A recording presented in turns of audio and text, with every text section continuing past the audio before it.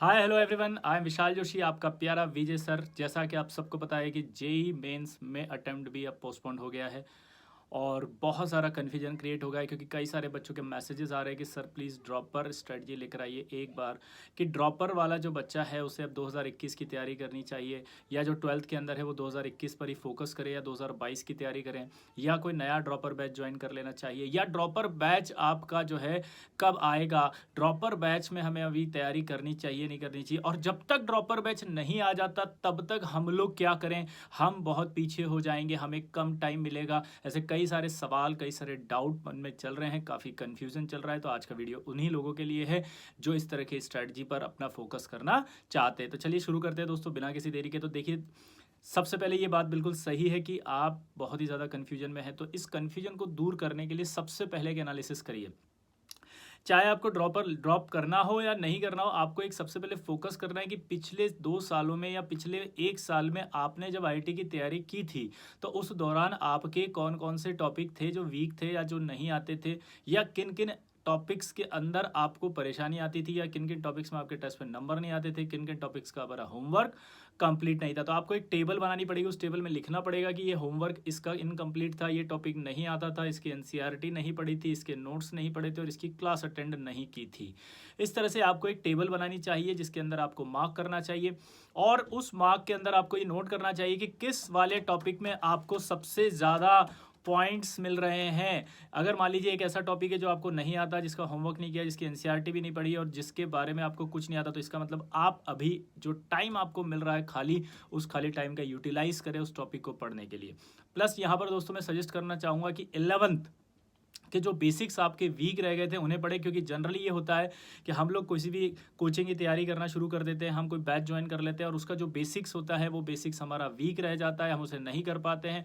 क्योंकि कहीं ना कहीं देखिए, ड्रॉपर बैच के अंदर 2 साल का जो सिलेबस वो 1 साल में करना पड़ता है, तो जिसकी वजह से हम जो 11th में जितने लेक्चर किसी टॉपिक को पढ़ाने में लेते हैं उतने लेक्चर्स लीडर में यानी कि ड्रॉपर बैच में नहीं लेते हैं। तो अभी आपके पास वो टाइम है कि आप वो 11th के जो बेसिक्स के टॉपिक थे शुरुआत के, अगर उनमें से कोई टॉपिक आपका वीक है, आपका अच्छे से नहीं हुआ, या आपने 11th में लेट कोचिंग ज्वाइन की थी जिसकी वजह से वो टॉपिक आपका छूट गया था, तो आप अभी अपनी प्री रिक्विजिट मान लीजिए उन सभी टॉपिक्स को और वो पढ़िए। कई बच्चे कहते हैं कि सर पीआर क्या होगा इस कोर्स का, आप हमें बता दीजिए ताकि हम लोग स्टडी करें। लेकिन मैं यहाँ पर कहना चाहूँगा दोस्तों कि जो भी पीआर प्रोग्राम होता है वो एक कस्टमाइज पीआर प्रोग्राम होता है, क्योंकि किसी बच्चे का 11th में कोई एक्स टॉपिक वीक होता है, किसी बच्चे का 11th में वाई टॉपिक वीक होता है। तो एक ड्रॉपर बच्चे के लिए एनालिसिस करना बहुत ज़रूरी है, क्योंकि उसके पास 1 साल है। ये 1 साल आपकी लाइफ के लिए बहुत इंपॉर्टेंट है, क्योंकि ये दोबारा नहीं मिलेगा।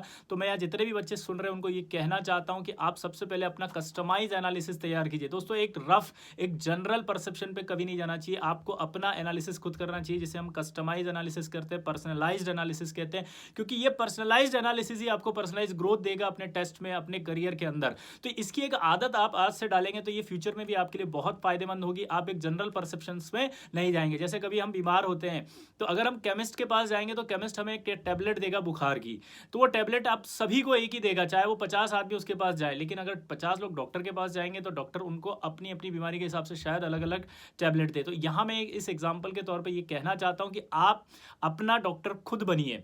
जी हाँ दोस्तों, क्योंकि सबसे ज़्यादा बेस्ट आप खुद अपने आप को जानते हैं, आपको आपसे बेहतर दुनिया में कोई नहीं जानता। तो सबसे अच्छा इलाज भी आप ही कर सकते हैं, क्योंकि आप ही अपने लिए एक बेस्ट डॉक्टर साबित हो सकते हैं, क्योंकि आप एक ऐसे डॉक्टर होंगे जिसे आपकी बीमारी पता है, जिसे आपको अगर अपनी बीमारी पता है तो आप ही अपना इलाज करेंगे दोस्तों। तो ये बीमारी पता करने का काम आप इस समय कर सकते हैं कि आपके कौन से टॉपिक वीक रह गए, कौन से स्ट्रांग है। आप एक फॉर्मेट को फॉलो करिए। फॉर्मेट होता है notes, DPP, sheet, previous year questions. इसी फॉर्मेट को फॉलो करते हुए आप चलिए, और उस फॉर्मेट के अंदर आप देखिए कि कौन सा ऐसा टॉपिक है जिसमें सारे के सारे फॉर्मेट में आप क्रॉस लग रहा है, यानी कि वो टॉपिक सबसे ज़्यादा वीक है, तो सबसे प्रायोरिटी बेसिस पे आप उसे करिए। जब तक कोई ड्रॉपर बैच चालू नहीं हो जाता, जब तक किसी कोचिंग के अंदर आप ड्रॉपर बैच में नहीं जाते हैं, या आपके पास टाइम है या फ्री है, तो आप ये सारे काम अभी करना शुरू कर दीजिए। इस टाइम को किल मत कीजिए, गोल्डन अपॉर्चुनिटी की तरह इस टाइम का यूटिलाइज कीजिए, क्योंकि 1 साल आपके पास है, 1 साल बहुत कीमती होता है। इस साल की वैल्यू आपको समझ में आनी चाहिए। आप ड्रॉपर हैं, आप 2 साल वेस्ट कर चुके हैं, आप 2 साल के अंदर जो गलतियां हुई हैं अब वो गलतियां नहीं करने का समय है। और मैं आशा करता हूं कि इस वीडियो के माध्यम से अब आप अपनी स्ट्रेटजी को फोकस करके फॉलो करेंगे और अपने मंजिल को प्राप्त करेंगे। चलिए दोस्तों, मिलते हैं अगले वीडियो में।